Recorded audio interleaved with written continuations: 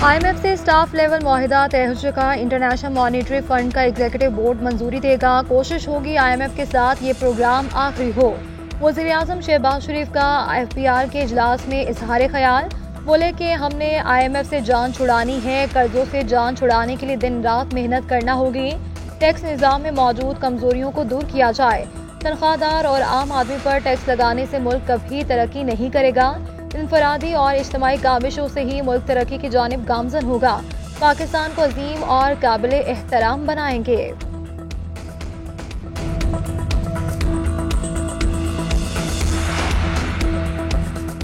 बानी PTI और बुशरा बीबी के खिलाफ इद्दत निकाह केस में सजा के खिलाफ अपीलों पर फैसला महफूज। इस्लामाबाद की सेशन कोर्ट 3 बजे फैसला सुनाएगी। केस में खावर मानिका के वकील ने दलाइल मुकम्मल कर लिए।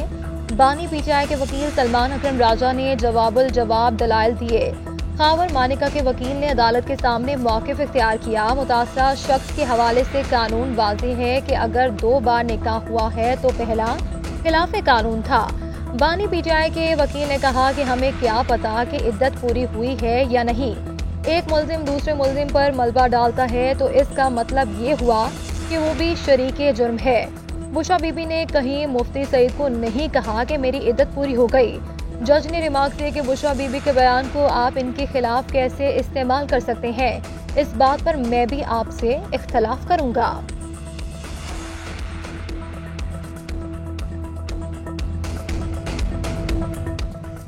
बानी PTI का मखसूस नशिस्तों के केस में सुप्रीम कोर्ट के फैसले का खैर मकदम। एक बार फिर साफ शफाफ इंतखाबात का मुतालबा भी दोहरा दिया। अडियाला जेल में मीडिया से गुफ्तगू करते हुए कहा कि मौजूदा सूरत हाल में किसी जोड़ तोड़ का हिस्सा नहीं बनेंगे। हमारे केसेस खत्म करके मैंडेट वापस किया जाए। मैंडेट वापस मिला तो हुकूमत खुद ब खुद गिर जाएगी। बानी PTI का कहना था कि इस्लामाबाद के 3 हल्के खुलने का सबको खौफ है। कमिश्नर रावलपिंडी ने इंतखाबात पर सच बोला। अडियाला जेल में 190 मिलियन पाउंड स्कैंडल रेफरेंस की समाअत 20 जुलाई तक मुलतवी। बानी PTI और बुशरा बीबी कमरा अदालत में पेश हुए। अहम गवाह साबिक प्रिंसिपल सेक्रेटरी आजम खान और जुबैदा जलाल का बयान रिकॉर्ड करवाया गया। आजम खान और जुबैदा जलाल ने बानी PTI की मौजूदगी में बयान रिकॉर्ड करवाया।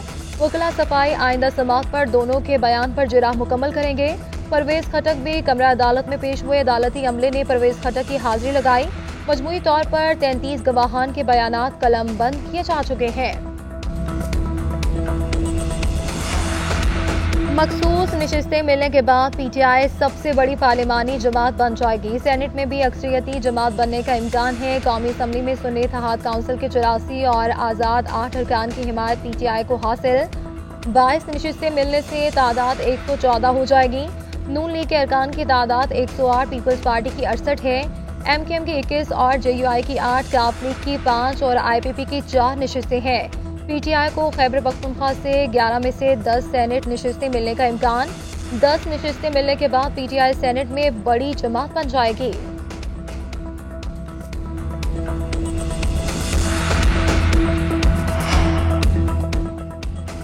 जब PTI से निशान वापस लिया गया था तब भी मुखालफत की थी। कराची में PTI और जमात इस्लामी जीती है। अमीर जमात इस्लामी हाफिज नईमुर रहमान ने कहा कि तनख्वाहदार तबके पर टैक्स कम किया जाए। जागीरदारों पर टैक्स क्यों नहीं लगाया गया।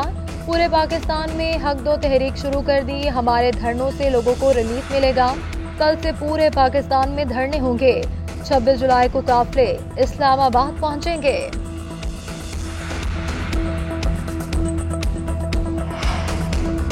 जस्टिस मोहम्मद शफी सिद्दीकी ने chief justice Sindh high court के ओहदे का हलफ उठा लिया।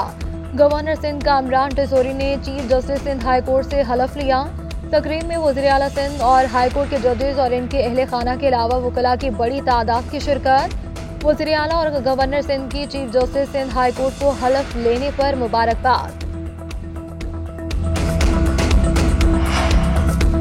पंजाब असम्बली के बाहर ऑपोजिशन का एहतजाजी इजलास। Opposition leader Punjab assembly Malik Ahmad Khan Bhachar समेत दीगर अरकान की शिरकत। जीत के दावेदार टिकट होल्डर्स भी इजलास में शरीक हुए। अरकान असम्बली और तहरीक इंसाफ के रहनुमाओं की नारेबाजी। मलिक अहमद खान भच्चर ने कहा कि इस हुकूमत के दिन थोड़े रह गए।